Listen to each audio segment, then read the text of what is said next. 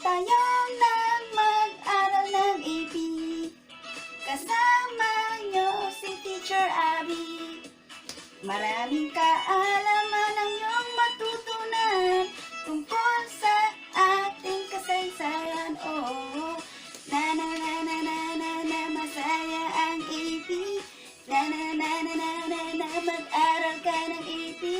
Maraming kaalaman ang iyong matutunan tungkol sa ating komunidad. Oh, na na na na na AP, na na na na na AP, na na na na na AP, mahalin mo ang AP, na na na na na na AP, na na na na na na AP, na na na na na AP, mahalin mo ang AP.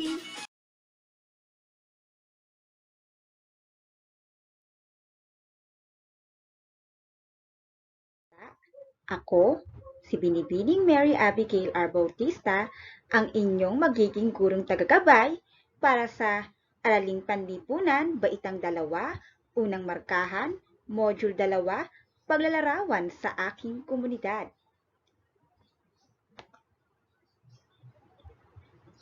Sa module na ito ang inyong mga dapat na alam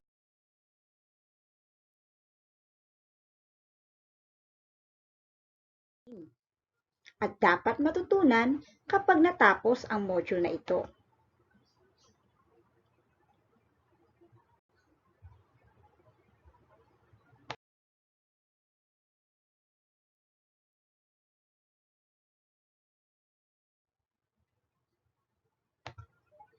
Ang module na ito ay naglalaman ng mga gawain at aktibidad na makatutulong sa mga mag-aaral upang malaman ang mga batayang impormasyon sa komunidad. Sa katapusan ng module na ito, ikaw ay inaasahan na natutukoy ang mga batayang impormasyon sa sariling komunidad, na ipapaliwanag ang kahalagahan ng mga batayang impormasyon sa isang komunidad at na ilalarawan ang sariling komunidad batay sa pangalan nito, lokasyon, mga namumuno, populasyon, wika, kaugalian, paniniwala, at iba pa. Ngunit bago tayo dumako sa ating pag-aaral,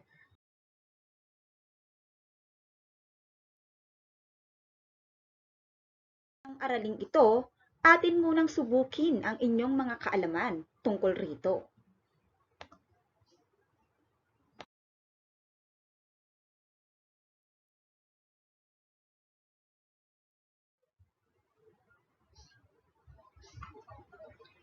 Sa pagsasanay na ito, ibigay mo ang impormasyong hinihingi ng bawat lobo. Isulat ang iyong sagot sa sagutang papel. Sa pagsasanay na ito, kailangan na isusulat mo kung saan ang lokasyon ng iyong komunidad, kung saang lugar mo ito matatagpuan.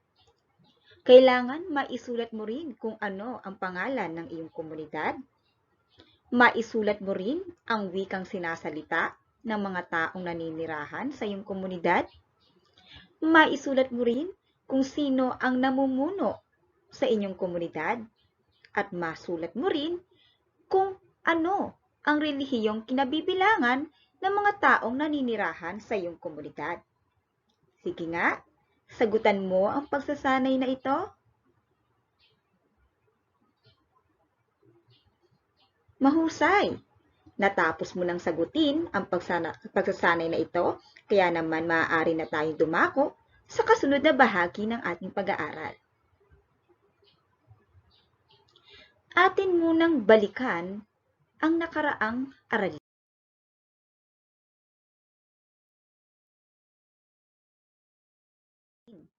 Sa pamagitan ng pagsagot ng pagsasanay.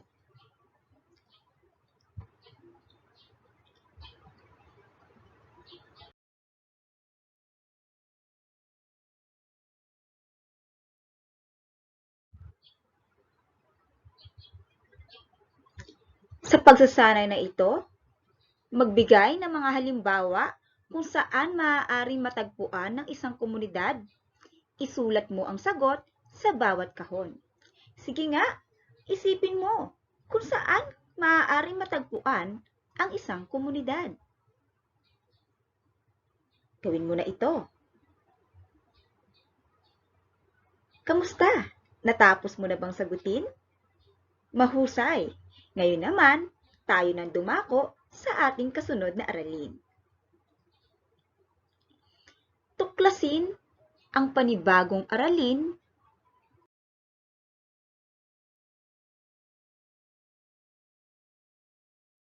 sa pamamagitan ng pagsasanay. Sagutin muna natin ang tanong na ito.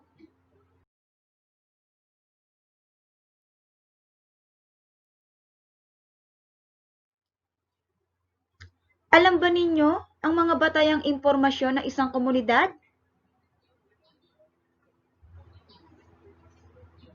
Pamilyar ba kayo sa mga ito?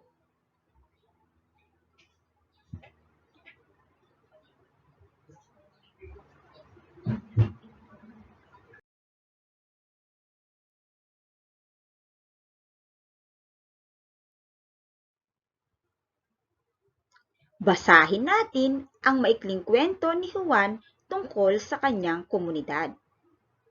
Ang aking komunidad. Ang ngalan ko ay Juan, nakatira sa bayan ng Tarlac. Masaya rito sa aming bayan, payapa at may pagkakaunawaan.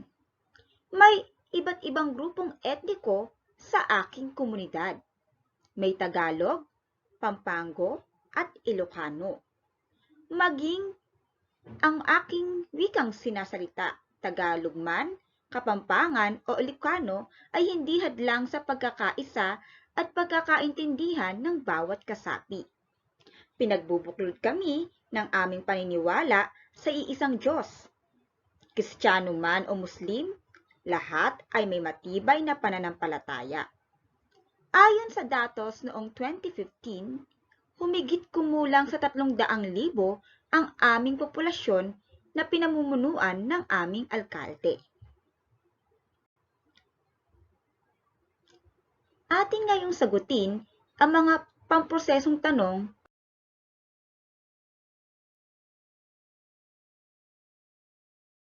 tungkol sa kwento. Saan matatagpuan ang komunidad ni Juan? Paano inilarawan ni Juan ang relihiyon sa kanyang komunidad? Bakit mahalagang malaman ni Juan ang mga batayang impormasyon sa kanyang komunidad? Mahusay! Nasagot mo ang mga tanong tungkol sa ating kwentong binasa. Ngayon, tayo nang dumako sa suriing bahagi ng ating module. Sa bahaging ito,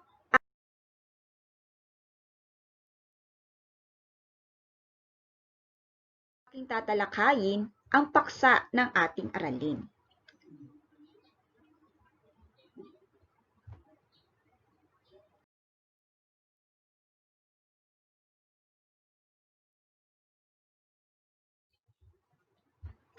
Maaaring mailarawan ang iyong komunidad gamit ang mga batayang impormasyon tulad ng pangalan ng komunidad na tumutukoy sa ngalan ng iyong lugar, ang lokasyon na kung saan ito matatagpuan. Kapag pinag-usapan natin ang pangalan ng komunidad, ito ay tumutukoy kung saan ba matatagpuan ang iyong komunidad. Halimbawa, dito sa ating komunidad, saan ba matatagpuan ang iyong komunidad? Sa Santa Rita. Tama. Kaya ang pangalan ng ating komunidad ay Barangay Santa Rita. Mahalagang impormasyon din ang populasyon o bilang ng mga tao na naninirahan dito. Halimbawa, ang bilang ng mga lalaki, babae, bata o ang pamilya sa isang komunidad. Ang populasyon ay tumutukoy sa dami, bilang ng mga taong naninirahan dito. Halimbawa lamang, dito sa ating komunidad ng Santa Rita, ang bilang ng mga taong naninirahan dito ay may humigit kumulang na 17,657. Ito ay datos na aking nakuha noong taong 2019.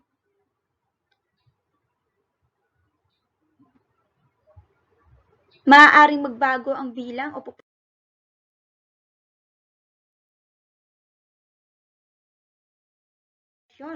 dahil habang tumatagal ang panahon, tumataas din ang bilang ng dami ng tao. Kasunod naman, kabilang din ang wika o dialekto na sinasalita sa isang komunidad. Maaaring Tagalog, Kapampangan, Ilocano, at iba pa. Ano ba ang wika? Ang wika ay ang sinasalita nating mga tao. Ang wika ay naiiba. Depende kung saang komunidad nakatira ang isang tao. Halimbawa, tayong mga taga Santa Rita na nakatira sa Giginto na matatagpuan sa Bulacan. At ang Bulacan, kilala ang mga tao dito na karamihan ang salitang sinasalita ng mga taong naninirahan dito ay Tagalog. Kaya naman tayo mga taga Barangay Santa Rita, marami sa atin ang ating wikang sinasalita ay Tagalog. Ngunit may mga dayo ring na tao rito na dito na naninirahan. Katulad ng mga taga Pampanga, ang kanilang wika ay Kapampangan. Maaari meron din ang galing sa gawing Visayas na ang kanilang wika ay Bisaya. Maaaring may mga tao din o may mga kapitbahay kayo na nanirahan sa Ilocos, kaya ang kanilang wika ay Ilocano. Ang wika at dialekto ay naiiba, depende kung saan nakatira ang isang tao. Ang namumuno o ang kinatawan ng komunidad, halimbawa nito ay ang alkalde, konsehal, at kapitan. Ang namumuno ang siyang namamahala sa komunidad. Halimbawa, dito sa bayan ng Giginto, ang ating alkalde o mas kilala sa tawag na mayor ay si Mayor Boy Cruz Jr. At meron din mga konsehal na katuwang si Mayor. Pero kung pag-uusapan talaga natin ang ating sariling barangay kung saan tayo naninirahan, tulad dito sa Barangay Santa Rita, ang ating kapitan ay si Kapitan Ponciano S. Pingol. Isa rin ang grupong etniko o pangkat ng mga tao na may sariling pagkakakilanlan, tulad ng mga Katagalugan, Pangasinense, at Kapampangan. Pag pinag-usapan natin ang salitang grupong etniko, ang tinutukoy nito ay pangkat ng mga tao na may sariling pagkakakilanlan o kultura na nakagisnan. Katulad nating mga tao na naninirahan dito sa Barangay Santa Rita, karamihan sa atin ay nasa Tagalog ang pangkat etniko natin dahil nasa Katagalugan tayo ng Bulacan. Pero kapag tayo ay lumipat na ng lugar at napunta tayo sa gawing Pangasinan, Pangasinense na ang karamihan sa mga grupong etnikong naninirahan doon. At kung tayo naman ay malipat sa ibang lugar katulad sa Pampanga, Kapampangan na ang karamihan sa mga grupong etnikong naninirahan doon.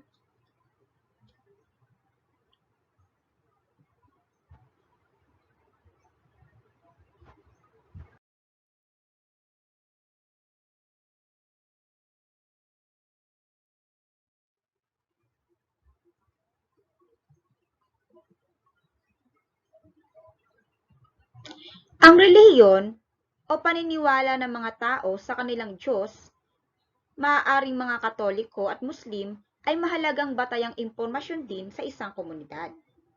Ang relihiyon ay tumutukoy sa paniniwala ng mga tao sa kanilang Diyos. At ang relihiyon ng mga tao ay naiiba. Katulad dito, sa ating Barangay Santa Rita, karamihan sa mga tao dito ay Katoliko. Ngunit, may iba ring relihiyon. Meron din mga Muslim na ang kanilang pinaniniwalaan ay hindi si Jesucristo, kundi si Allah ang kanilang Diyos. Meron din namang mga tinatawag na born again Christian. Meron din tayong mga iglesia ni Kristo. Lagi lamang natin tandaan na kahit iba-iba ang ating relihiyon, mahalaga na dapat igalang natin kung ano man ang paniniwala ng bawat isa. Mahalagang malaman at tandaan ang mga nabanggit na batayang impormasyon upang malaman ang mga importanteng detalye na mas makakapagbigay ng pagkakakilanlan ng isang komunidad. Napakahalaga ng mga batayang impormasyon na aking tinuro sapagkat mahalagang malaman mo ang mga batayang impormasyon o o mahalagang impormasyon sa komunidad na iyong kinabibilangan o iyong tinitirahan. Dahil ikaw ay kabahagi ng komunidad na ito.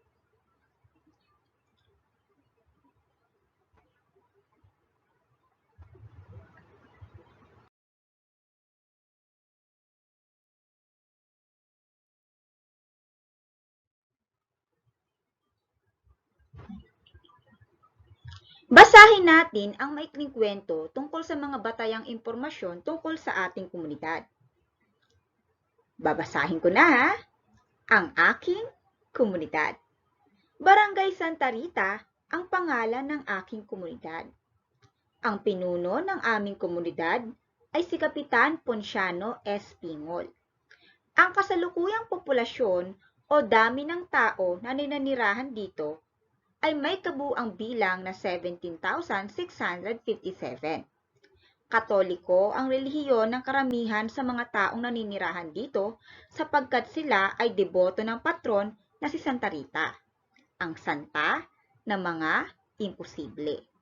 Halos karamihan sa amin ay wikang Tagalog ang sinasalita sapagkat Tagalog rin ang grupong etnikong kinabibilangan ng karamihan.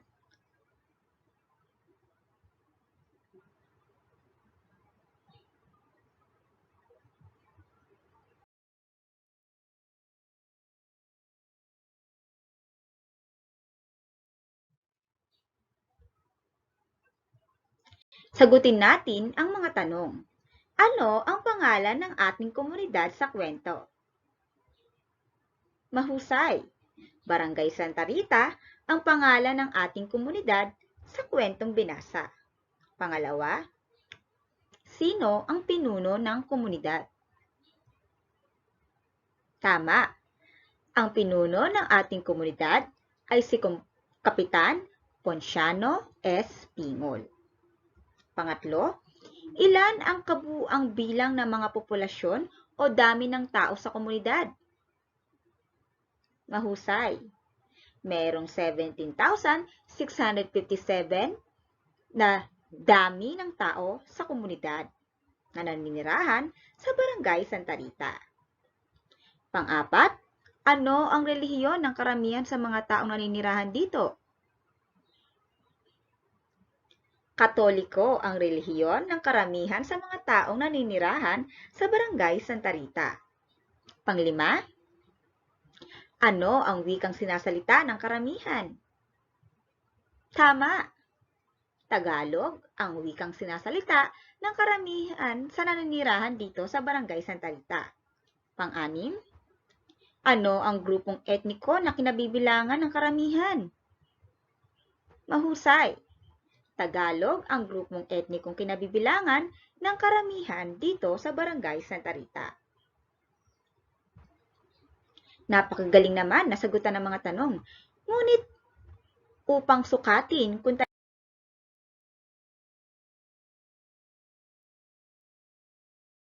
talagang naunawaan nyo ang aking mga itinuro, atin ngayong sagutin ang mga pagsasanay sa pagyamaning bahagi ng module. Ito ay binubuo ng 8 pagsasanay. Handa ka na ba?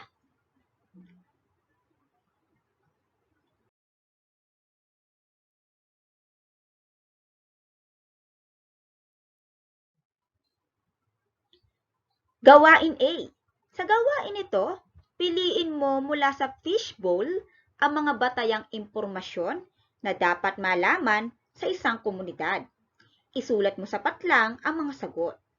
Isulat mo na ngayon ang iyong sagot.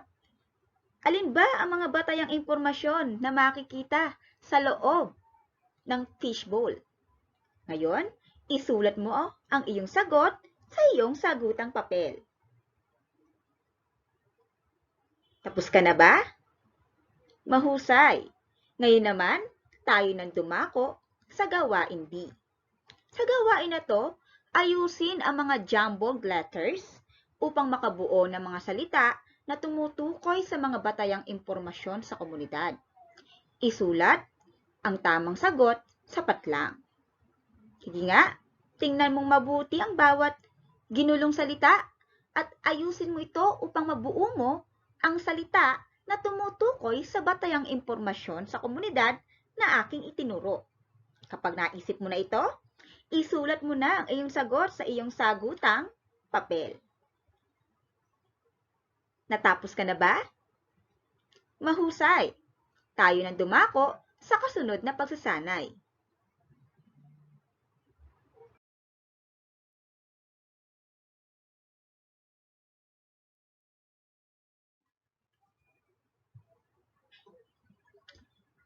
Gawain C.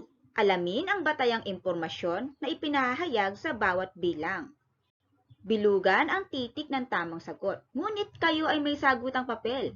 Kaya sa sagutang papel nyo, isusulat ang letra ng iyong sagot. Basahin mabuti ang mga tanong na may kinalaman sa batayang impormasyon na ipinapahayag sa bawat pahayag na makikita sa bawat bilang. Natapos ka na ba? Mahusay! Ngayon naman, ating gawin ang gawain D. Tukuyin ang mga batayang impormasyon sa bawat kahon. Bilugan ang titik na tamang sagot. Ngunit dahil kayo ay may sagutang papel, isusulat nyo lamang ang titik ng inyong sagot sa inyong sagutang papel na may kinalaman sa batayang impormasyon na makikita sa loob ng mga kahon. Natapos ka na ba? Mahusay! Ngayon naman, tayo nang dumako sa kasunod na pagsasanay.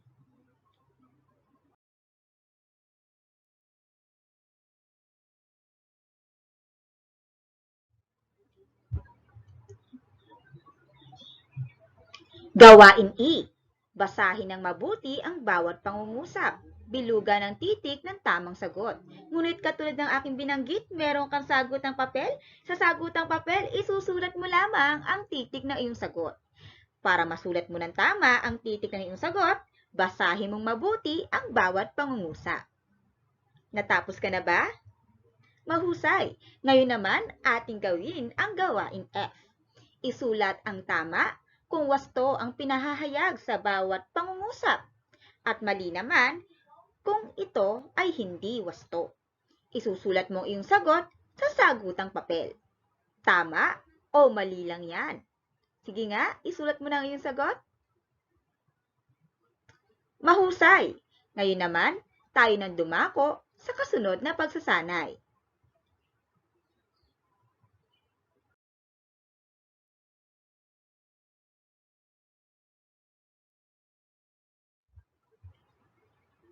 Gawain G, itambal ang hanay A sa hanay B.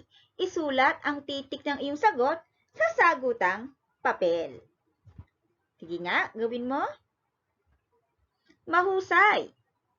Ngayon naman, tayo nang dumako sa huling pagsasanay sa pagyamaning bahagi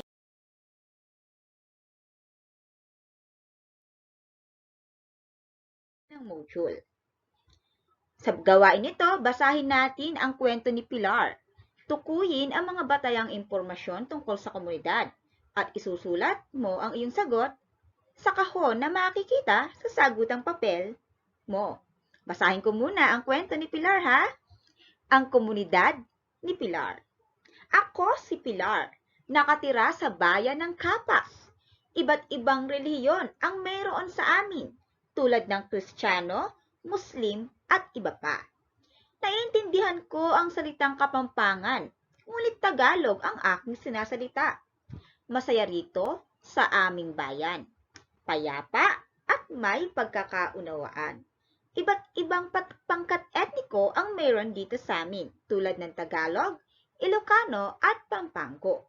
Ayon sa datos noong 2015, humigit kumulang sa 140,000 katao ang naninirahan sa aming bayan na pinamumunuan ng aming responsableng alkalde.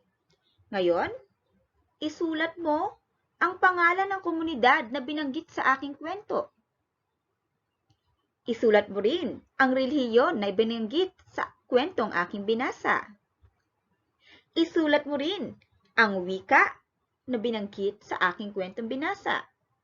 Isulat mo rin ang grupong etniko o pangkat ng mga taong naninirahan sa kwentong aking binasa. Isulat mo rin ang populasyon o dami ng tao na binanggit sa kwento. At panghuli, isulat mo kung sino ang namumuno sa komunidad sa kwentong aking binasa. Natapos mo na ba? Mahusay! Napagtagumpayan mong sagutin ang lahat ng pagsasanay sa pagyamaning bahagi. Binabati kita!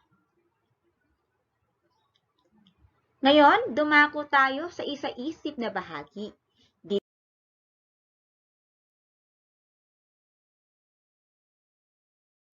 natin ngayon bubuuin ang konsepto ng ating aralin sa pamamagitan ng pagsasagot sa pagsasanay.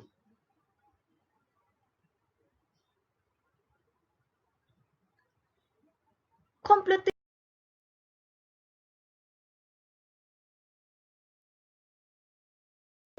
ang pahayag tungkol sa batayang impormasyon sa komunidad. Nakikita mo ba ang mga dapat sagutan sa pagsasanay na ito? Ilalagay mo lamang ang nawawalang letra upang makumpleto mo ang pahayag. Natapos mo na bang sagutan ang pagsasanay na ito? Mahusay! Talaga namang pinatunayan mong nabuo mo ang konsepto ng aralin dahil naintindihan mong mabuti ang ating pinag-aralan. Ngayon, tayo na dumako sa kasunod na bahagi ng module. Sa bahaging ito,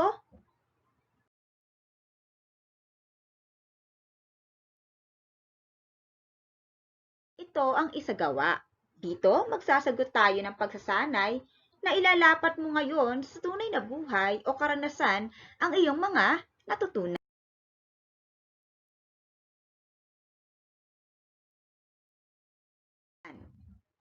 Sa pamagitan ng pagsagot sa pagsasanay na ito. Isulat ang impormasyon sa bawat patlang ayon sa komunidad na iyong kinabibilangan. Una, ilalagay mo lamang ang iyong pangalan. Ako ay si patlang. Isulat mo ang iyong buong pangalan. Pangalawa, nakatira sa barangay patlang. Isusulat mo lamang ang pangalan ng iyong komunidad. Pangatlo, patlang ang aming relihiyon. O isusulat mo lamang ang inyong pinaniniwalaan o relihiyon na kinabibilangan.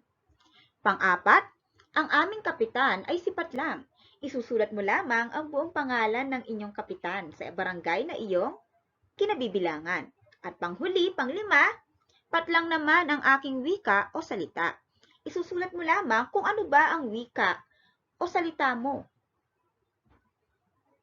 Nasagutan mo na ba ito? Mahusay! Ngayon naman, atin na ngayong susukatin ang kabuuan ng iyong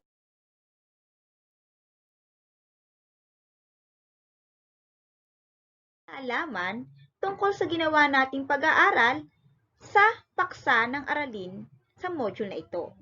Dito, mahalaga na dapat masagot mo ito ng tama dahil ito ang magpapatunay na talagang natutunan mo ang lahat ng mga pinag-aralan natin.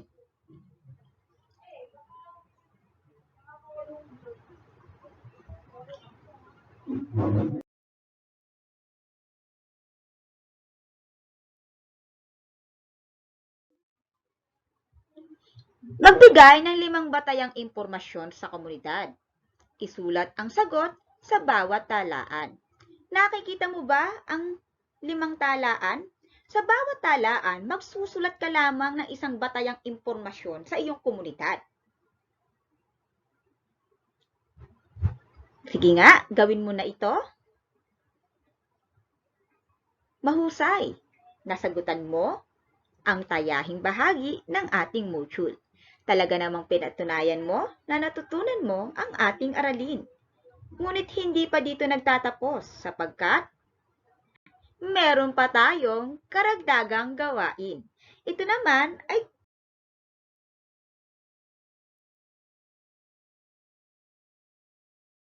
karagdagang gawain na susukat pa rin sa antas ng iyong kaalaman sa ating pinag-aralan sa araw na ito.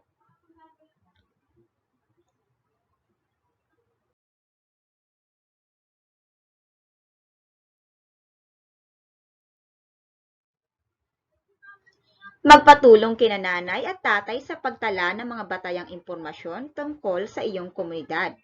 Isulat ang iyong sagot sa mga kahon. Sa pagsasana na ito, hingin mo ang iyong gabay ng iyong magulang upang tama mong mailagay ang mga batayang impormasyon na hinihingi tungkol sa komunidad. Isusulat mo ang pangalan ng iyong komunidad, lokasyon kung saan matatagpo ng iyong komunidad, grupong etniko na kinabibilangan ng iyong komunidad, wika na sinasalita sa iyong komunidad, populasyon o dami ng tao sa inyong komunidad at kung sino ang namumuno sa inyong komunidad. Binabati kita na pagtagumpayan mong sagutin ang lahat ng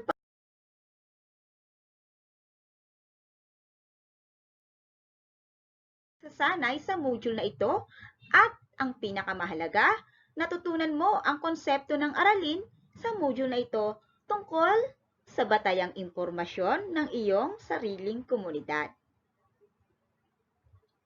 Pasalamat sa mga bumuo ng Araling Panlipunan 2, Unang Markahan, Module 2, Paglalarawan sa aking komunidad.